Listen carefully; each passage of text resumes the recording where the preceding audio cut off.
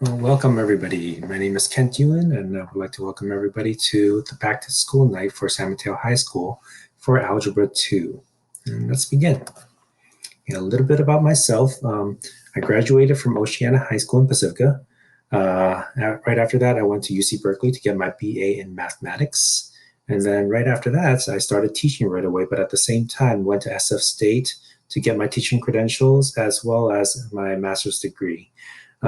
And after San Francisco State, I actually went back to Oceana High School. I taught there for 18 years. And now, obviously, I am at San Mateo High. One thing you might not know about me just from watching this video is that while at Oceana, I was actually had the opportunity to be able to take students on trips to Japan. And I did that for 4 times. Now, a little bit about the class. Okay, classroom norms. I do expect that all students participate, having their cameras on, answering questions, completing the classwork, whether it's letting me know, answering questions through the chat, or doing things like that. And collaboration is exceptionally important in this class. Okay, I do have students work in groups and partners in breakout groups, in breakout rooms on Zoom. And one thing that I really emphasize for students to do is make sure they ask questions when they need help.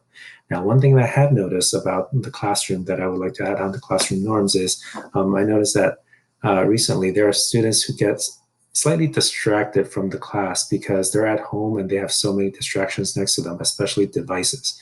Normally, we don't have devices available in the classroom, but that's really out of our control when they're at home. But I have noticed that some students not being able to focus because they're too busy either texting or doing some other stuff on their phones. So if you can help me out, that would be great. Encourage your students to put those devices away while class is in session so that they can get the full lessons that are being taught that day. Things that they're going to need for Algebra 2 is the TI-84 calculator, other than your normal paper or pencil calculator. We do need this specific graphing calculator. We can either use a TI-84 or 83, but I'm going to be giving my directions with the TI-84.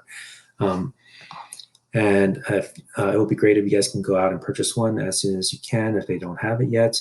The students, if you can't get one, they are available at San Mateo High School at the distribution center for them to pick up. Now, how grades are split up. 60% is on assessments, okay, how well they do on the tests. 30% is on classwork and homework, whereas 10% is coming each day, answering questions, participating in the class. I will not accept any late work unless it's under extenuating circumstances where they're having difficulty with their computer and things like that. We all definitely understand that. We all have been kicked off of Zoom before, had trouble, glitching in and out. So that's definitely acceptable. They just got to let me know. Communication is the key. These are the standards covered in the class. These are the California framework standards. As you guys can see, there are 6 units here, kind of all broken up like that. I personally like a little bit more broken down, and the next slide will show that. So in fall, as you can see, we are covering functions, quadratics, completing the square, polynomials, factoring, and then more polynomials, graphing them. And then second semester, we'll start getting into exponentials, inverses, logarithms, and then square and square root, or square root and cube root, I should say, and then some rational expressions and equations. At the very end, you can't see it down here, we get into statistics as well. All right, standards-based grading, how all tests are graded. Okay, so normally they're going to have 4 questions on a test, and basically each question that they get correct, they bump up in the standard. Okay, and in order to get to that 4 exemplary score at 100%, it is pretty difficult. Okay, it does teach kids to be a little bit more careful with their work and make sure they understand each level through. Now, typical class period, what you would see in my classroom. So in the beginning, obviously, students are going to log into Zoom, right? Everybody's going to live in this area of modules right here so that they can see their daily agenda.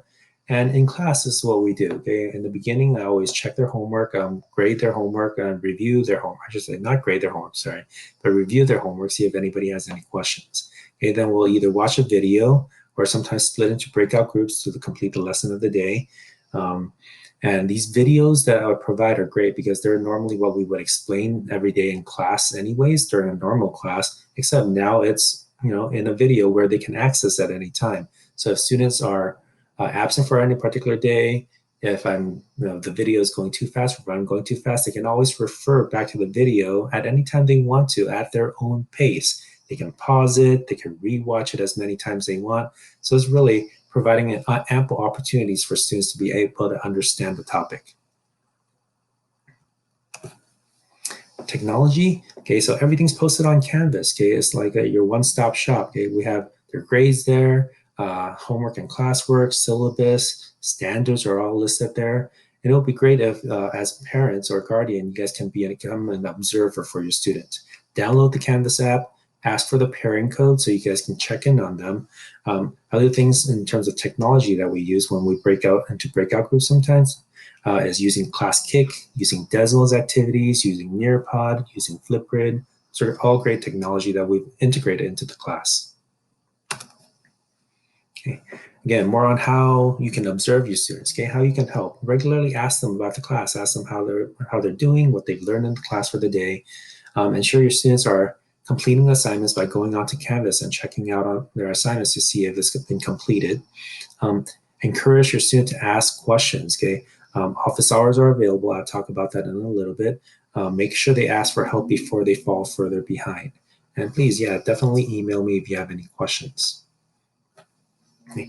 Tutoring office hours are available twice a week, Tuesdays and Fridays, for over an hour, okay, 75 minutes each, okay, twice a week. And there's the bit.ly that they can log into my Zoom room during those office hours time.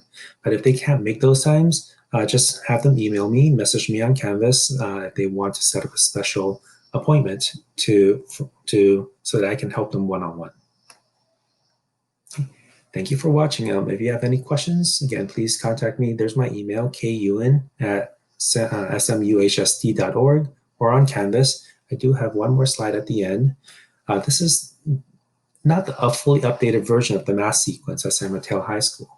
As you guys can see here, everybody's in Algebra 2 right now. They have the option to go into pre-calculus next year, finite math, or AP statistics. There's actually another fourth option available. That's why I said that this is updated only up until last year. There's a class called data science that they can go from Algebra 2 into as well. If they're not planning to go into the hardcore like physics or mathematical fields that way, data science is a good way to get into some stats information and in terms of those sorts of field. All right. Thank you once again for watching. All right. Enjoy your night.